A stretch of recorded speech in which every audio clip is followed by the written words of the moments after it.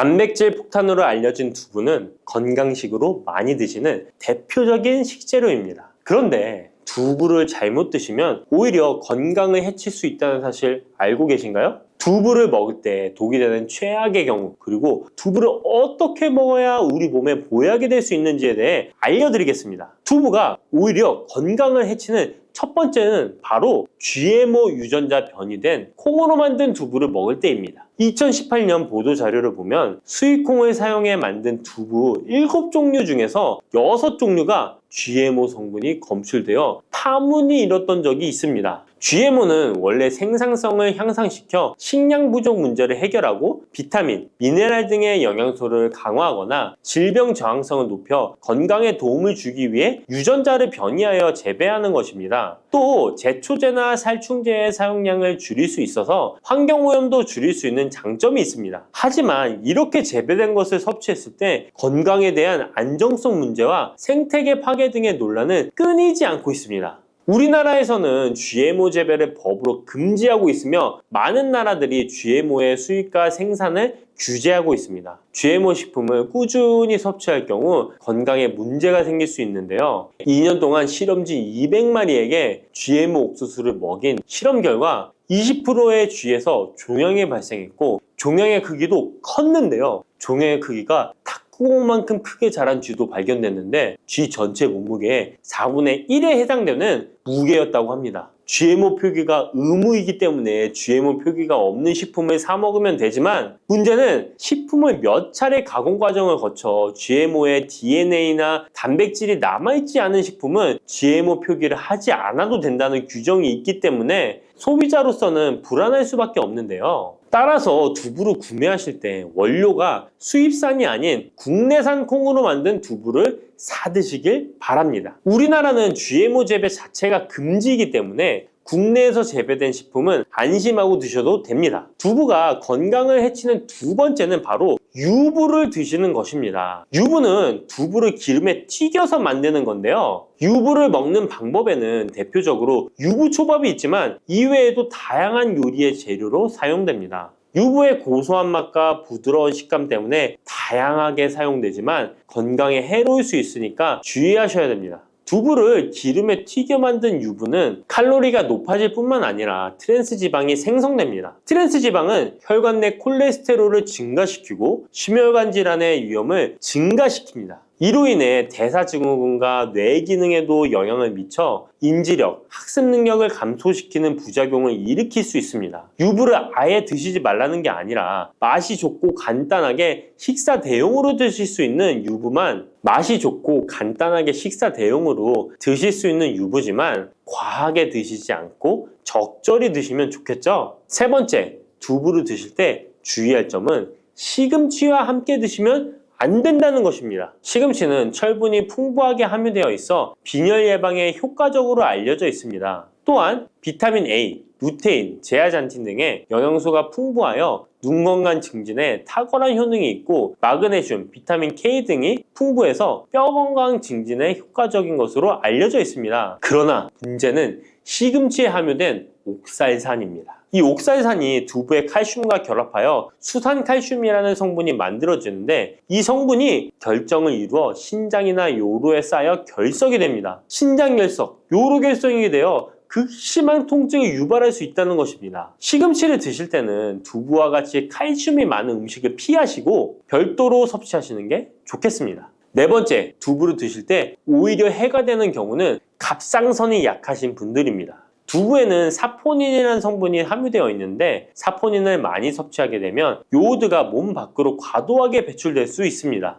요오드는 갑상선 호르몬의 합성과 조절을 돕는 아주 중요한 성분인데요. 요오드가 부족하게 되면 갑상선 호르몬인 티록신의 생성이 부족하게 되어 갑상선의 기능을 제대로 하지 못하는 상황이 발생할 수 있습니다. 이렇게 되면 갑상선 저하증이 생길 수 있고 무기력해지고 피로가 회복이 잘 안 되면 우울증, 부종, 집중력 저하 등의 다양한 증상을 야기할 수 있습니다. 갑상선에 문제가 없는 분이라면 두부를 많이 드셔도 문제가 되지 않지만 이미 갑상선이 약하신 분들에게는 안 좋은 영향을 줄 수 있는 것입니다. 그렇다면 두부는 어떻게 드셔야 두부의 효능을 최대한 높일 수 있는지 알려드리겠습니다. 두부는 기본적으로 단백질이 풍부한데 이뿐만 아니라 리놀렌산, 레시틴, 피토스테롤 등의 성분이 풍부해서 몸 안의 콜레스테롤 수치를 낮춰주고 혈액순환을 원활하게 해서 동맥경화, 심근경색, 뇌출혈 등의 심혈관 질환을 예방할 수 있습니다. 또한 두부는 체력과 근력을 유지하는 데 큰 도움을 주는데요. 바로 두부의 풍부한 단백질 때문이죠. 근육은 매일 일정량이 새로운 근육으로 대체되기 때문에 매일 단백질을 공급해줘야 되는데요. 우리 몸에 단백질을 공급해주기 위해 정말 유용한 음식이 두부인 것이죠. 또한 두부에는 콜린이 풍부한데 콜린은 알츠하이머성 치매를 예방하는데 탁월한 효능을 발휘하게 됩니다. 두부는 탈모 예방에도 도움이 되는데요. 머리카락의 원료인 단백질을 보충하는데 도움이 될 뿐만 아니라 이소플라본이 풍부해 남성 호르몬을 조절해줍니다. 따라서 호르몬성 탈모 예방에 도움을 줄 수 있는 것입니다. 또한 두부는 건강하게 장수하는 데 도움이 되는데요. 많은 과학자들의 연구 결과 건강하게 장수한 사람들의 특징이 식물성 단백질을 꾸준히 섭취했다는 사실을 발견했고 동물성 단백질을 식물성 단백질로 바꿔 섭취했을 때 사망의 위험성이 낮아진다는 연구 결과도 있습니다.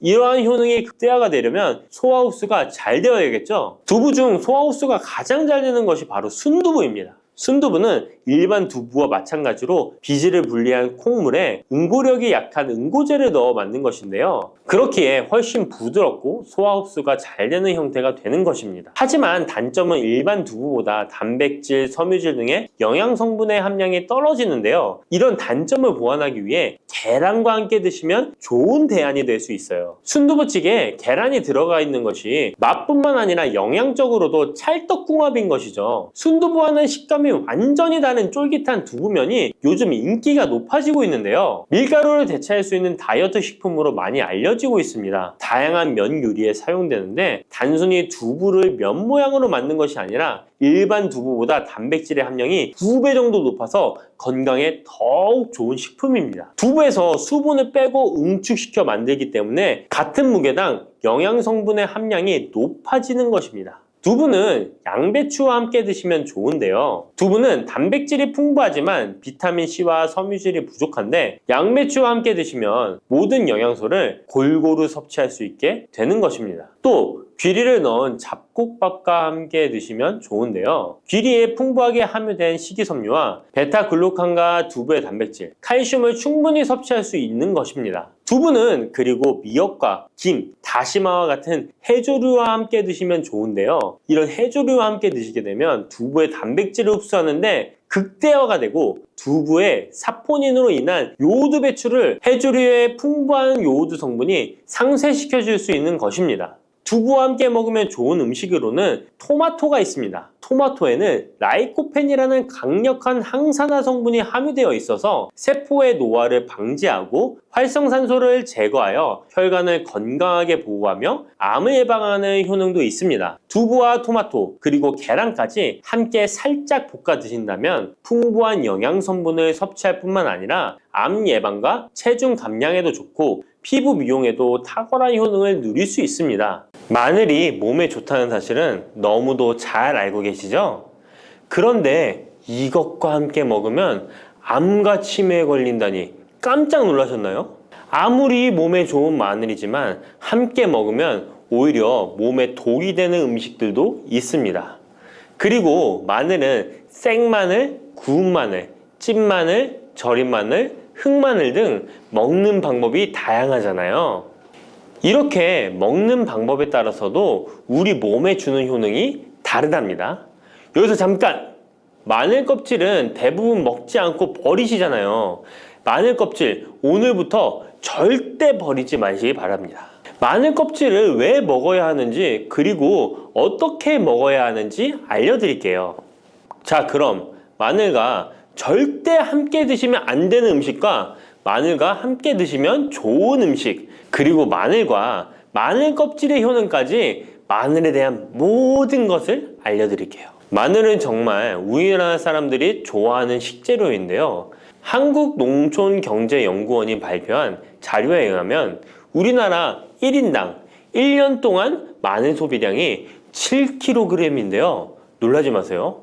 세계 평균이 0.8kg이랍니다. 우리나라 사람들이 마늘을 정말 많이 먹고 있죠. 마늘을 많이 먹는다는 것, 그만큼 건강한 식단을 먹고 있을 가능성이 높은 건 사실이지만 먹는 방법에 따라 오히려 독이 될 수도 있습니다. 여기서 마늘과 절대 함께 먹으면 안 되는 음식, 첫 번째는 바로 빵입니다.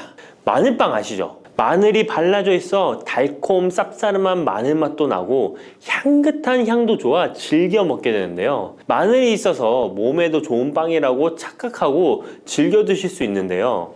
마늘빵은 절대 드시면 안 됩니다. 왜냐하면 빵의 재료인 밀가루는 탄수화물이 주 성분인데요.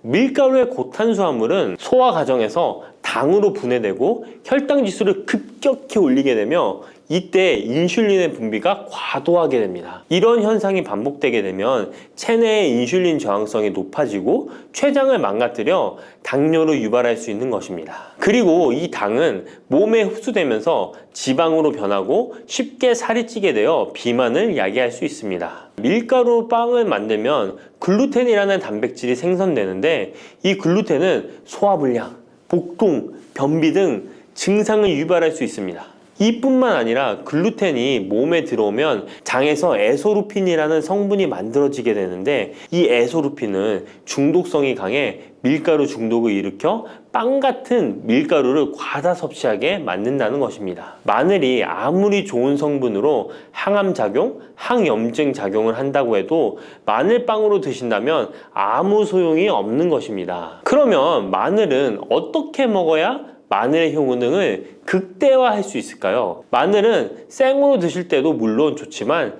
익혀서 드실 때 더욱 좋습니다. 몸에 보약이 되는 마늘 먹는 법, 첫 번째는 마늘밥입니다. 국립농업과학원에 따르면 마늘의 S-알리시스테인 함량을 조리법에 따라 조사한 결과 생마늘일 때 S-알리시스테인 함량이 2.77mg 정도 되었고 삶기 시작한 후 30분이 지나면 4.92mg이 되었으며 1시간이 지났을 때 9.16mg으로 생마늘에 비해 무려 4배 이상이 많아진다고 했습니다. 뿐만 아니라 121도의 온도에서 1시간 동안 마늘을 쪘을 때 S-알리시스테인 함량이 50.24mg으로 생마늘보다 18배 정도 높았다고 연구 결과를 발표했습니다. 따라서 마늘을 드실 때는 1시간 이상 끓여서 드시는 것이 좋은데요. 이런 방법이 번거로워 추천드리는 방법이 바로 마늘밥입니다. 밥을 할 때 마늘을 넣는데요. 1인분에 마늘 3, 4알 정도씩 넣어서 밥을 하시면 됩니다. 현미가 있다면 현미를 넣은 마늘밥을 하시면 더욱 좋은데요. 현미 속에는 티아민이라는 성분이 있는데 마늘의 S-알리시스테인과 현미의 알리티아민 두 가지 성분을 모두 섭취하여 항암 효과뿐만 아니라 피로회복, 근육통 완화에도 좋은 밥이 되는 것입니다. 그럼 마늘밥을 하기 위해 마늘을 까고 나면 껍질은 어떻게 하셨나요? 버리셨나요? 오늘부터는 절대 버리지 말기 바랍니다. 마늘에 효능하면 첫 번째로 생각나는 것이 아마도 항암 효과일 거예요. 그런데 마늘 껍질을 통해 엄청난 항암 효과를 누릴 수 있는데요. 우리나라 연구진에서 연구한 결과 마늘 껍질을 70% 에탄올 용매로 반복 추출해서 만든 마늘 껍질 추출물이 암 예방 효과에 탁월한 효능이 있다고 발표되었습니다. 특히 유방암, 위암, 간암, 대장암, 폐암, 세포뿐 아니라 다양한 암세포에 대한 억제 효과가 있다고 했는데요. 그 중에서도 유방암 세포의 증식을 억제하는 데 효과가 가장 높았다고 합니다. 마늘 껍질의 두 번째 효능은 바로 심혈관을 튼튼하게 한다는 것입니다. 마늘 껍질은 마늘 알맹이보다 식이섬유가 4배, 폴리페놀이 7배나 많게 함유되어 있는데요. 식이섬유는 혈관 내에 나쁜 콜레스테롤을 흡착해 몸 밖으로 배출하는 데 도움을 주고 항산화 성분인 폴리페놀은 콜레스테롤이 산화되는 것을 막아 나쁜 콜레스테롤이 만들어지는 것을 방지하는 데 효능이 있는 아주 중요한 성분입니다. 마늘 껍질에 함유된 알리신 성분은 혈중 지지를 낮춰 콜레스테롤과 중성지방을 낮추는 데 효과적인 성분입니다. 이를 통해 동맥경화를 방지하는 데 도움을 주어 심혈관 질환을 예방하는 데 좋은 성분인 것입니다. 또 마늘 껍질을 말려 분말로 만들어 음식에 넣어 드시면 비만을 막아주는 효과를 볼 수 있는데요. 식이섬유가 풍부해 지방의 흡수를 막고 나쁜 지방을 배출하는 데에도 탁월한 효능이 있습니다. 뿐만 아니라 체내 지방의 대사를 촉진하여 지방 분해가 빠르게 일어나 체지방을 제거하는 데 아주 효과적입니다. 그리고 마늘 껍질 분말로 드시는 방법 말고 차로도 드시는 방법이 있는데요. 마늘차 우리는 법을 알려드릴게요. 마늘 껍질을 깨끗하게 씻어 말린 다음에 기름을 두르지 않은 팬에 마늘 껍질을 넣고 볶아주어 수분을 없애줍니다. 이렇게 하는 이유는 수분을 없애는 것도 있지만 마늘 껍질을 열을 가하게 되면 항산화 성분인 폴리페놀과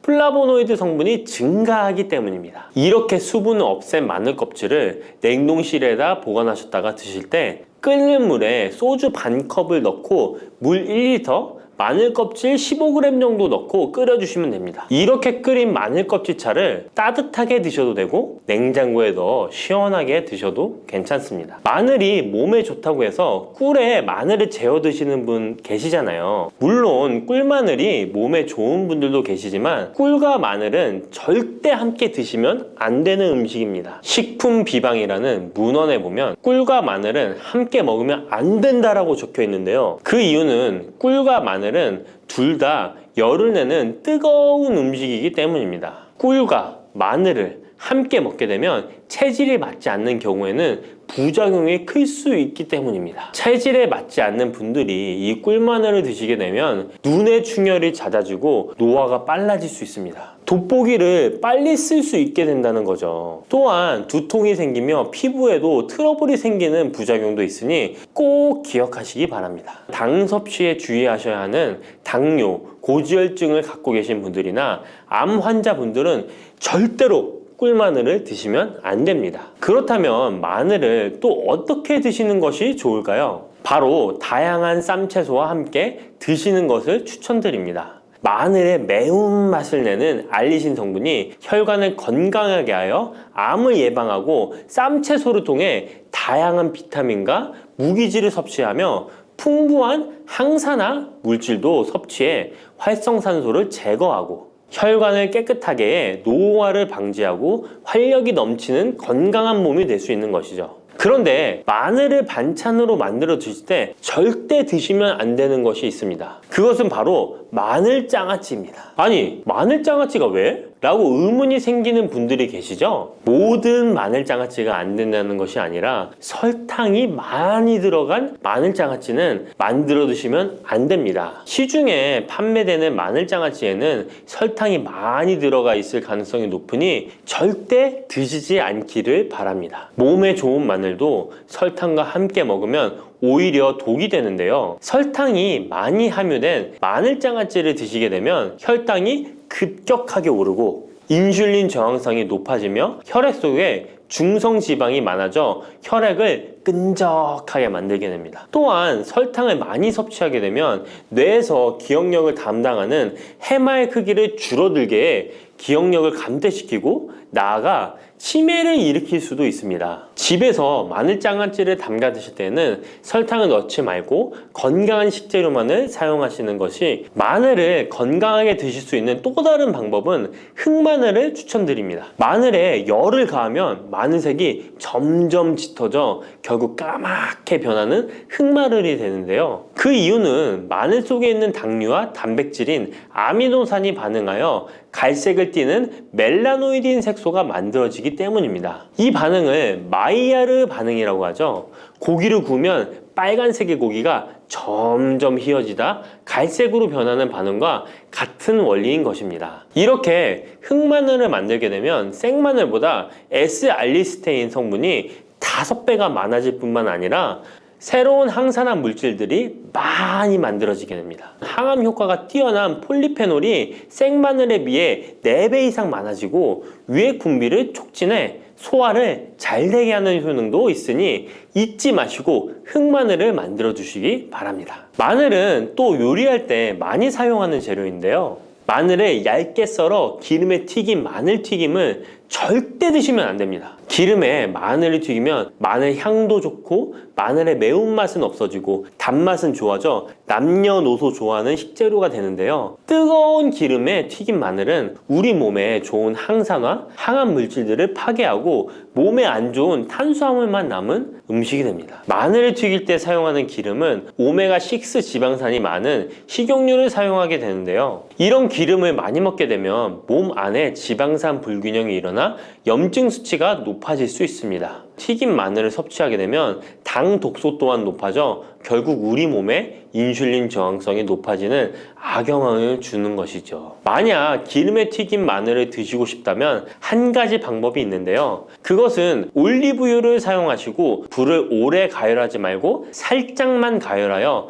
마늘도 튀기듯이 오래 하지 말고 살짝만 익혀서 드시면 향도 좋고 몸에도 좋은 마늘을 드실 수 있습니다. 올리브유를 이용한 마늘을 드시는 방법 하나 더 알려드리겠습니다. 그것은 올리브유에 마늘을 재워 먹는 방법인데요. 먼저 마늘을 끓는 물에 넣어 5분 정도 데쳐주시고요. 소독된 병에 마늘을 담고 올리브유를 가득 담아줍니다. 이때 통후추를 조금 넣어주면 풍미를 더욱 높일 수 있습니다. 올리브유와 마늘이 만나 항산화 성분, 항암 물질이 극대화되어 혈관을 튼튼히 하고 혈전의 생성을 막고 혈류를 원활하게 하여 치매를 예방하고 심장마비와 뇌졸중까지 예방할 수 있는 보약이 되는 것입니다. 이렇게 만든 마늘 올리브유 절임은 반찬으로 드셔도 좋고 생선 요리를 할 때 이 마늘을 으깨어 생선에 발라주면 생선 비린내를 잡아줄 뿐만 아니라 마늘과 올리브유의 풍미가 더해져서 더욱 맛있는 요리가 될 수 있습니다. 이렇게 좋은 마늘도 드실 때 주의하셔야 할 분들이 계신데요. 마늘의 효능 중에 혈전을 제거하고 혈류를 원활하게 하는 효능이 있었잖아요. 이런 효능이 혈액을 묽게 만들기 때문인데요.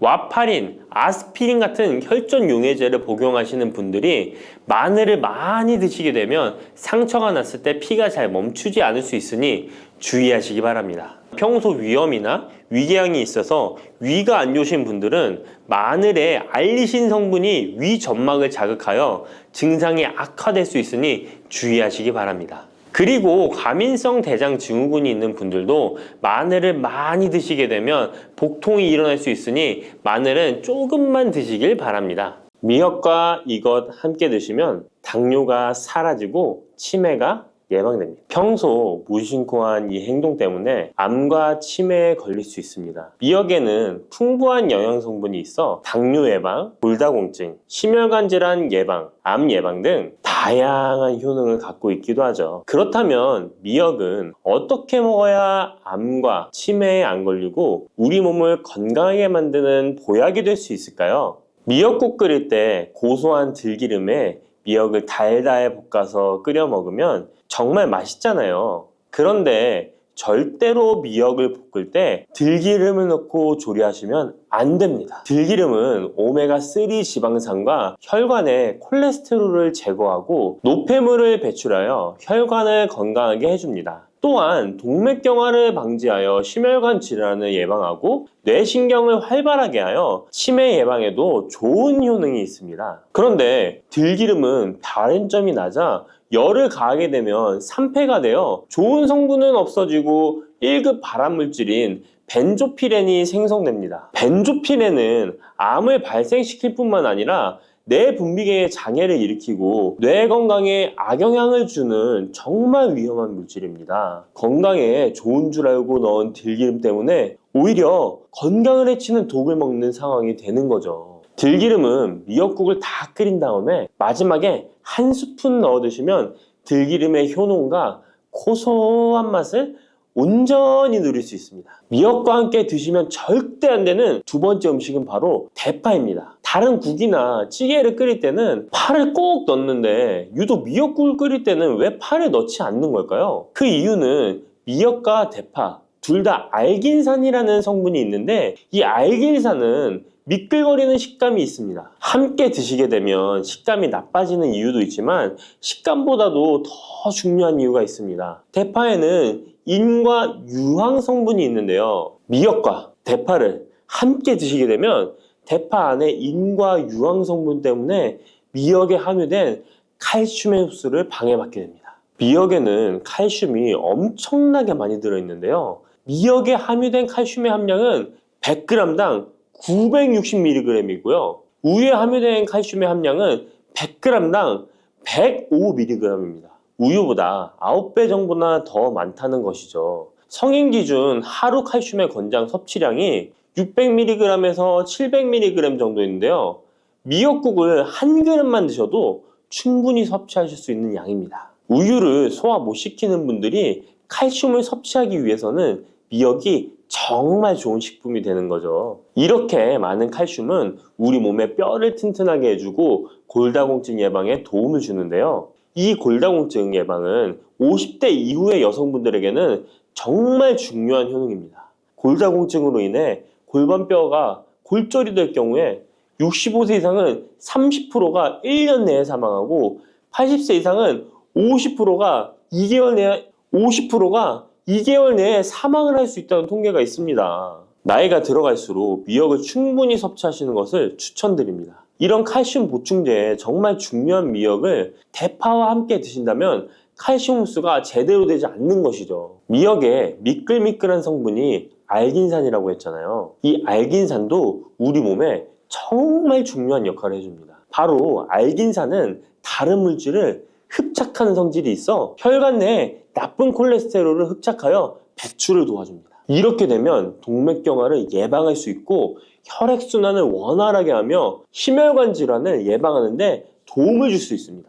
미역이 피를 맑게 한다고 하잖아요. 바로 이 알긴산의 효능 때문에 혈관이 깨끗해지기 때문입니다. 또한 알긴산은 장 운동을 촉진하고 배변 활동을 원활하게 하여 변비 예방에 도움을 줍니다. 이는 미역의 풍부한 식이섬유와 함께 장 건강에 도움을 주는 거죠. 미역에 함유된 풍부한 식이섬유는 당뇨 예방에 탁월한 효능을 발휘하는데요. 국립보건원에서 장년층 7,400명을 대상으로 추적 조사를 해봤는데 해조류를 전혀 먹지 않는 사람과 매일 미역국 반 그릇 이상의 해조류를 섭취한 사람의 당뇨병 발생 위험도를 조사했는데 하루에 미역국 반 그릇 이상 먹는 사람이 해조류를 전혀 먹지 않는 사람에 비해 당뇨병 발생 위험도가 20%가 낮았습니다. 미역의 풍부한 식이섬유는 급격히 오르는 혈당을 막아주는데요. 식이섬유가 소화의 속도를 늦춰주고 인슐린의 분비를 조절해주기 때문입니다. 식이섬유는 포만감을 높여주고 칼로리가 낮아 식사량을 조절하는 데 도움을 주고 체내에 노폐물과 독소를 배출하여 체중을 감량하는 데도 도움을 주어 다이어트 식품으로도 많이 활용되고 있습니다. 미역국은 또 아이를 출산한 산모들이 반드시 먹는 음식인데요. 미역의 풍부한 요오드는 출산 후 늘어난 자궁을 수축시켜주는 데 도움을 주며 모유가 잘 나오도록 도와줍니다.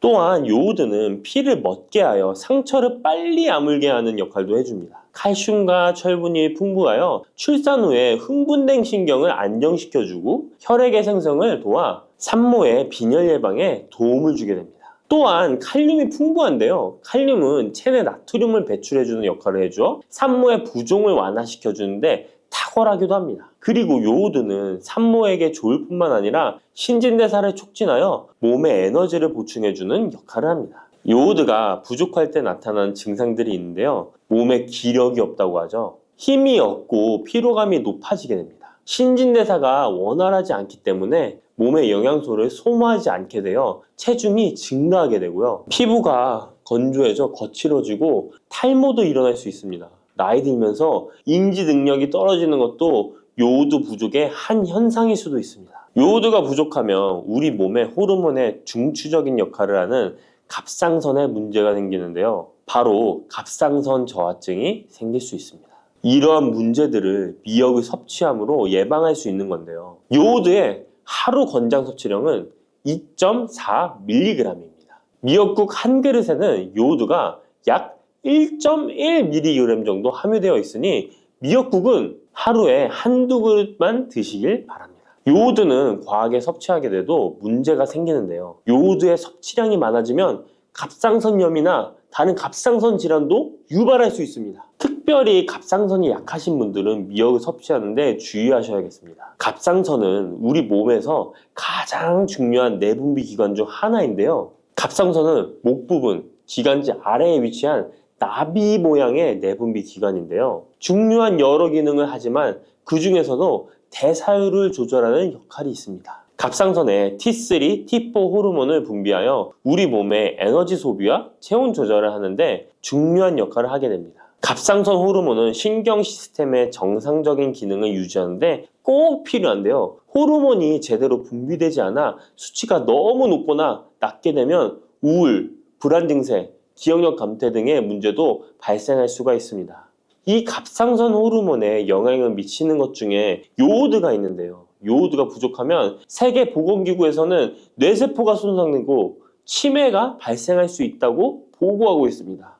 갑상선 저하증이나 항진증이 있는 분들이 요오드가 많은 미역을 많이 드시면 오히려 건강을 더 해칠 수가 있습니다. 건강하신 분들은 미역을 많이 드셔도 호르몬 조절이 잘 되어 문제가 없지만 갑상선에 문제가 있어서 호르몬 조절이 잘 안 되는 분들은 이 요오드의 수치가 높아지게 되면 체내에 활성산소가 증가하게 되어 염증을 일으키고 갑상선염을 유발하고 극히 드물지만 심해지면 갑상선 암으로도 발전시킬 가능성도 있습니다. 따라서 갑상선에 문제가 있는 분들은 미역을 드실 때 주의하셔야 합니다. 날이 갈수록 암의 발병률이 높아지고 있어서 암에 대한 관심도가 높아지는 것이 사실이죠. 이처럼 미역에는 강력한 항암 효과가 있어 건강식품으로도 아주 좋은데요. 미역에는 요오드, 식이섬유, 칼슘, 비타민 등 많은 영양소가 있다고 했잖아요. 그런 것보다 훨씬 중요한 것이 있습니다. 바로 후코이단이라는 성분인데요. 이 성분이 바로 강력한 항암 작용을 한다고 알려져 있습니다. 후코이단 성분은 미역의 줄기보다 미역귀에 7배나 많이 들어있어 요즘에 미역귀가 항암식품으로 많이 알려져 있습니다. 이 후코이단은 암세포가 스스로 사멸되도록 유도하는 효능이 있습니다. 이러한 효능으로 암세포가 생기는 것을 막아주고 전이 되는 것도 방치할 수 있는 거죠. 후코이단은 특히 폐암, 간암, 대장암, 유방암, 백혈병에 효능이 좋다고 입증된 논문들이 발표되기도 했습니다. 후코이단은 항암 작용 외에도 콜레스테롤 혈관에 흡착되지 않도록 막아주고 혈류를 원활하게 해주어 혈관을 건강하게 해주는 역할을 해줍니다. 이렇게 혈관을 깨끗하게 해주어 뇌졸중과 뇌경색, 심근경색 등의 심혈관 질환도 예방할 수 있습니다. 미역귀와 함께 토마토를 드시면 항암 효과를 극대화할 수 있는데요. 토마토가 채소의 왕으로 불리며 우리 몸에 정말 좋다는 사실 알고 계시죠? 토마토에는 라이코펜이라는 항산화 성분이 풍부하게 함유되어 있습니다. 라이코펜은 강력한 항산화 작용으로 몸 안의 활성산소를 제거하여 혈관을 건강하게 하고 염증을 제거하여 노화를 예방할 뿐만 아니라 미역의 후코이단과 만나 암세포를 제거하는 강력한 항암작용을 하게 됩니다. 미역과 함께 드시면 효과가 극대화되는 음식으로는 두부가 있습니다. 콩으로 만든 두부는 식물성 단백질이 풍부해서 건강식품으로 우리 식탁에 정말 많이 올라오죠. 두부에는 단백질뿐만 아니라 사포닌 성분도 풍부하게 함유되어 있습니다. 사포닌은 인삼, 홍삼, 더덕 등에도 풍부하게 함유되어 있는 성분인데요. 이 사포닌은 면역력을 강화하고 체내의 활성산소를 제거하여 노화를 방지하고 항암 작용도 하여 암을 예방하기도 합니다. 정말 기적과 같은 성분입니다. 그런데 이 사포닌의 단점이 체내에 요오드를 배출하여 요오드 결핍이 있는 분들은 주의하셔야 하는데 미역과 함께 드신다면 미역에 함유된 풍부한 요오드와 사포닌의 만남으로 미역의 섭취로 과다할 수 있는 요오드의 양을 두부의 사포닌이 배출시켜주어 걱정 없이 드실 수 있게 되는 것이죠. 칼슘은 뼈를 튼튼하게 만들어준다고 상식적으로 알고 계시잖아요. 우리 몸에는 칼슘이 많아도 골다공증이 생긴다는 사실 들어보셨나요? 칼슘이 풍부한 우유를 많이 마시는 덴마크나 스웨덴 같은 나라에서 골다공증이 많다고 합니다. 오히려 많은 칼슘이 오히려 혈관이나 심장에 쌓여서 석회화를 일으켜 건강을 해치게 되는데요. 그렇다고 칼슘이 많은 음식을 안 먹을 수도 없고 어떻게 해야 할까요? 걱정하지 마세요. 해결책 바로 알려드릴게요. 그것은 바로 계란과 함께 드시면 해결됩니다. 계란에 들어있는 다양한 영양 성분이 오스테오칼신이라는 단백질을 활성화시켜 주는데 이 단백질은 뼈를 강화하고 칼슘이 뼛속으로 제대로 흡수할 수 있도록 도와줍니다. 이 오스테오칼신을 활성화해주는 역할을 하는 게 비타민 K2인데 우리나라에서는 허가가 늦게 나서 그동안 정식으로 섭취 못했던 비타민 K2도 지금은 허가가 나서 요새 영양제를 보면 칼슘과 마그네슘, 비타민 D와 비타민 K까지 같이 들어있어 칼슘의 흡수를 더욱 용이하게 만들어주는 영양제도 쉽게 찾아볼 수 있습니다. 그런데 이렇게 칼슘을 아무리 많이 섭취해도 흡수가 안 돼 그대로 혈관에 남게 되면 쌓이고 쌓여서 석회화를 유발시킬 수 있겠죠? 이처럼 미역과 계란을 함께 섭취하면 칼슘의 흡수를 도울 뿐 아니라 우리 몸의 pH 균형을 잡아주는 데도 중요한 역할을 해줍니다. 미역은 알칼리성 식품이고 계란은 산성 식품으로 같이 섭취하면 약알칼리성 상태로 유지시켜줍니다. 게다가 소화에도 좋고 미역은 단백질과 잘 어울리니 계란과 함께 먹으면 소화도 잘 되고 우리 몸의 흡수도 잘 된답니다. 부추와 이것을 함께 드시면 죽어가던 혈관이 살아나고 치매가 예방됩니다.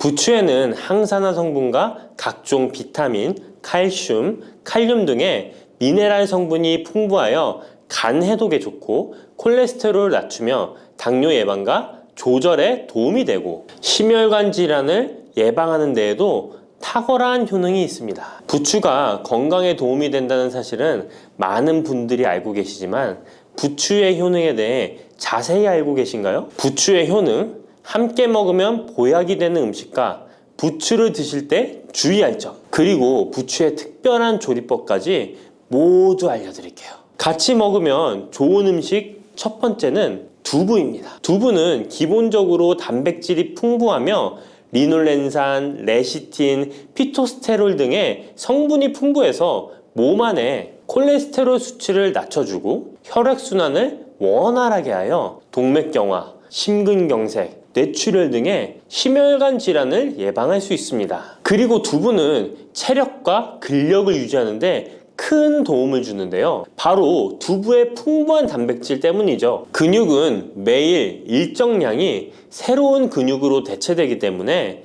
매일 단백질을 공급해줘야 하는데요. 우리 몸에 단백질을 공급해주기 위해 정말 유용한 음식이 두부인 것이죠. 또한 두부에는 콜린이 풍부한데 콜린은 알츠하이머성 치매를 예방하는데 탁월한 효능을 발휘합니다. 그리고 두부는 건강하게 장수하는 데 도움이 되는데요. 많은 과학자들의 연구 결과 건강하게 장수한 사람들의 특징이 식물성 단백질을 꾸준히 섭취했다는 사실을 발견했고 동물성 단백질을 식물성 단백질로 바꿔 섭취했을 때 사망의 위험성이 낮아진다는 연구 결과도 있습니다. 이런 두부와 부추가 만나게 되면 심혈관 질환을 예방하는데 시너지 효과가 나오게 됩니다. 부추에 풍부한 황화아릴 성분이 혈관 내의 노폐물을 제거해주고 나쁜 콜레스테롤도 녹여주는 효과가 있는데요. 그렇게 되면 혈액은 깨끗해지고 혈액순환이 원활하게 되어 심혈관 질환을 예방할 수 있습니다. 그리고 부추에는 칼륨이 풍부한데요. 칼륨은 혈관 내에 나트륨을 배출해주는 작용을 합니다. 나트륨의 농도가 높아지면 고혈압이 발생하고 증세가 심해지면 치매까지 유발할 수 있는데요. 부추의 칼륨이 나트륨을 배출해 주어 혈관의 문제를 미리미리 예방하여 고혈압뿐만 아니라 혈관성 치매까지 예방하는 효과를 누릴 수 있답니다. 문제는 부추를 먹어 이렇게 혈액순환이 좋아진다 해도 혈관 내에 호모시스테인이라는 성분은 부추를 드시는 것으로는 해결되지 않습니다. 호모시스테인은 체내에서 메티오닌이 대사되는 과정에서 생성되는 아미노산입니다. 이 호모시스테인이 혈관에 쌓이게 되면 혈관을 손상시키고 혈액 응고를 촉진하므로 심혈관 질환이 급증할 수 있습니다. 그런데 이때 두부를 함께 드시게 되면 혈관 내 호모시스테인을 제거하는데 놀라운 효과를 볼 수 있는데요. 바로 두부의 풍부한 엽산이 호모시스테인을 몸 밖으로 배출해 주는데 탁월하기 때문이죠. 이 엽산이 호모시스테인을 다시 메티오닌으로 전환시켜 독성을 완화시킬 수 있습니다. 앞에 말씀드렸다시피 두부에 단백질이 풍부하다는 사실은 알고 계실 거예요. 그런데 단백질의 양이 고기보다 훨씬 많다는 사실은 모르셨죠? 나이가 들수록 고기가 소화가 잘 안 되어 잘 안 드시게 되는 분들이 많이 있습니다. 그리고 우리나라 성인들의 단백질 섭취량이 많이 부족하다는 통계 자료도 있습니다. 두부를 드시게 되면 부족한 단백질을 충분히 보충해 주어 근육을 튼튼하게 하는 데 도움이 되고, 이는 관절염과 통증을 예방하는 데에도 도움이 되는 것이죠. 그리고 두부에는 이소플라본이란 성분이 많이 들어있는데요. 이소플라본은 칼슘의 흡수를 도와주고 뼈에서 칼슘이 빠져나가는 증상까지 막아주는 효능이 있습니다. 이런 효능으로 노년기 골다공증을 예방하는 데 큰 역할을 해줄 수 있죠. 다만 이런 두부는 찬 성질을 가지고 있어 몸이 찬 분들이 드시면 소화가 잘 안 될 수 있는데요. 부추와 함께 드시면 이런 문제를 해결할 수 있습니다. 부추는 따뜻한 성질을 가지고 있기 때문에 두부의 찬 성질을 중화시켜 줄 수 있습니다. 그럼 두부와 부추를 함께 드시는 방법 알려드릴게요. 먼저 두부를 면포에 담아 물기를 빼주며 으깨주세요. 으깬 두부와 잘게 썬 부추에 계란을 넣어 반죽을 해줍니다. 그리고 달궈진 팬에 기름을 넣어 주시는데요. 이때 기름은 오메가3가 풍부한 올리브유나 들기름을 사용해 주세요. 반죽을 넣고 잘 부쳐주면 두부 부추전이 완성됩니다. 두 번째, 부추와 함께 먹으면 보약이 되는 음식은 사과입니다. 부추를 사과와 함께 드시게 되면 사과의 풍부한 항산화 물질들이 혈관을 보호하고 유기산이 우리 몸의 신진대사를 촉진해 주어 몸속에 생성되는 발암 물질들을 몸 밖으로 빠르게 배출시켜 줍니다.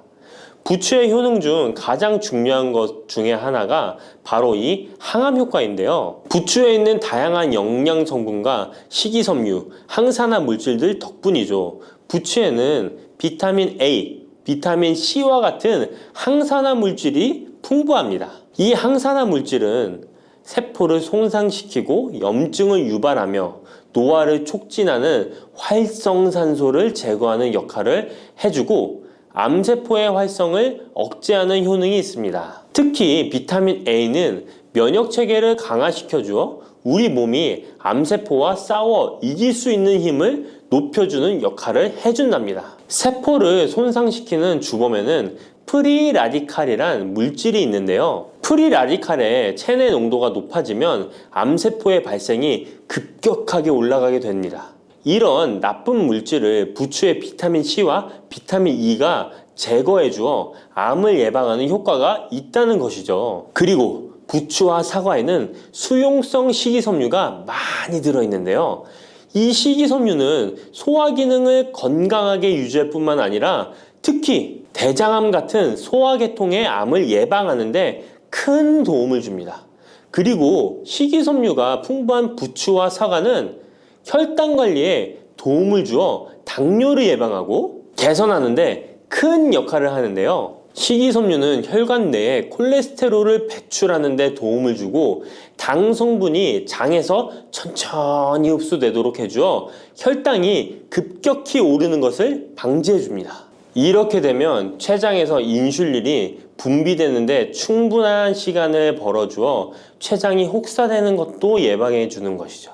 그럼 부추와 사과는 어떻게 드시면 좋을까요? 먼저 각종 채소로 샐러드를 만들어 드실 때 부추와 사과를 채를 썰어 함께 드셔도 정말 맛있게 드실 수 있습니다. 그리고 부추와 사과를 함께 갈아서 주스로 만들어 드셔도 좋은데요.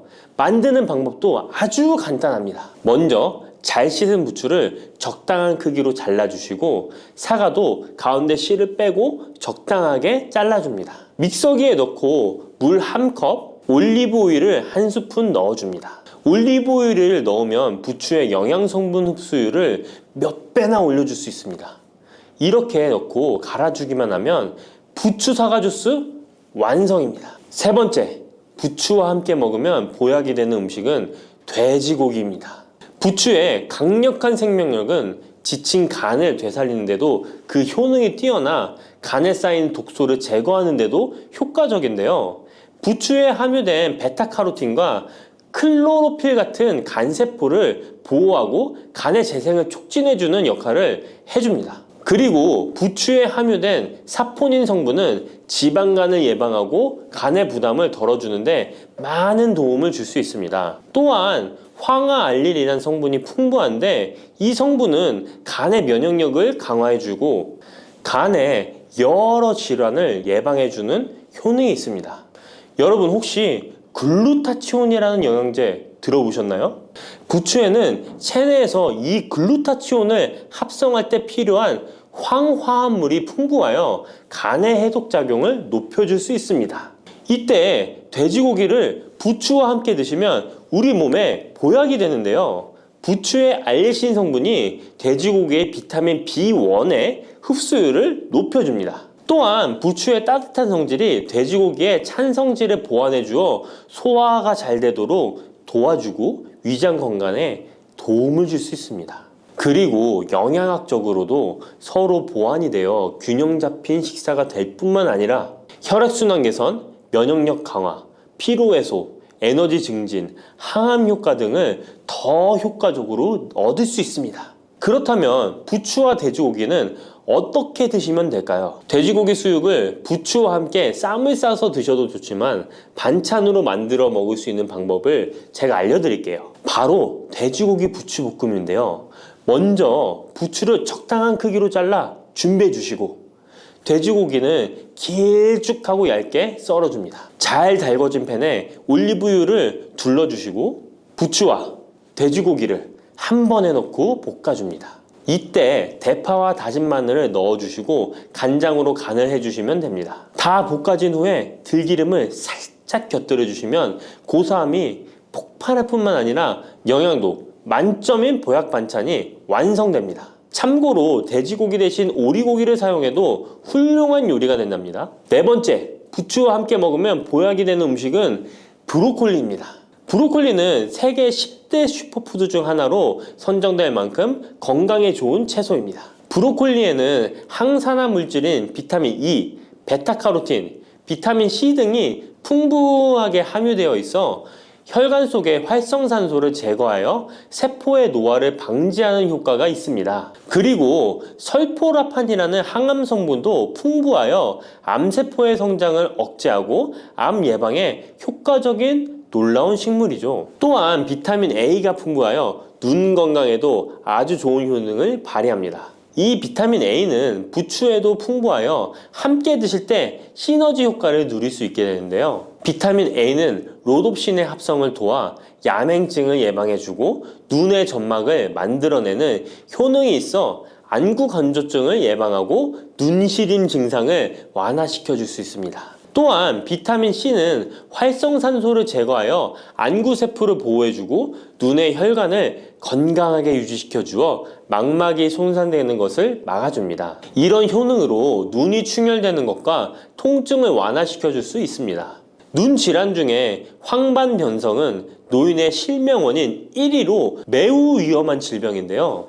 부추와 브로콜리에 풍부하게 들어있는 비타민 E가 예방해 줄 수 있습니다. 황반변성은 안구의 급격한 노화로 인해 발생하는데 비타민 E가 노화를 막아주는 효능이 있어 황반변성을 예방하는 데 도움을 줍니다. 이 비타민 E는 비타민 C, 비타민 A와 함께 먹을 때 우리 몸에서 흡수율이 올라가는데요. 그렇기 때문에 부추와 브로콜리를 함께 먹으면 눈을 건강하게 하는데 높은 시너지 효과를 가질 수 있습니다. 그렇다면 부추와 브로콜리는 어떻게 드실 수 있을까요? 지금 바로 함께 먹는 특급 조리 방법을 알려드릴게요. 잘 씻은 부추를 적당 크기로 잘라 준비하고 브로콜리는 송이를 나누어 끓는 물에 부추와 함께 살짝 데쳐줍니다. 데친 부추와 브로콜리는 찬물에 헹군 후에 물기를 제거합니다. 간장, 식초, 설탕, 다진 마늘, 참기름을 섞어 양념장을 만들어 부추와 브로콜리를 골고루 묻혀줍니다. 마지막으로 통깨를 뿌려주면 맛있는 부추 브로콜리 무침이 완성됩니다. 이렇게 몸에 좋은 부추도 주의해야 할 사항이 있습니다. 돼지고기와 함께 먹을 때는 좋지만 소고기와는 함께 먹지 않는 것이 좋습니다. 소고기는 부추와 비슷하게 따뜻한 성질을 가지고 있습니다. 부추와 함께 드시게 되면 뜨거운 성질이 강화되어 위와 장 등의 소화기관에 강한 자극을 주게 되어 소화불량을 일으키고 복통이나 설사를 유발할 수 있습니다. 너무 많이 드시게 되면 그 열로 인해 두통과 불면증까지 오는 경우도 있습니다. 그리고 신장 기능이 약하신 분들도 부추를 드실 때 주의하시는 게 좋은데요. 그 이유는 부추의 풍부한 칼륨 때문입니다. 칼륨이 몸속에 나트륨을 배출해주는 효능이 있지만 신장이 약하신 분들이 부추를 과하게 드시게 되면 많은 양의 칼륨이 몸에 들어오게 되고 약한 신장이 칼륨을 몸 밖으로 잘 배출해주지 못하게 됩니다. 그렇게 되면 고칼륨 혈증이 나타나 근육이 약화될 수 있고 심장 박동이 불규칙해질 수 있으며 심하면 호흡곤란을 초래하기도 합니다. 따라서 신장 질환이 있으신 분들은 몸 상태를 보면서 소량씩 드시는 게 좋겠습니다.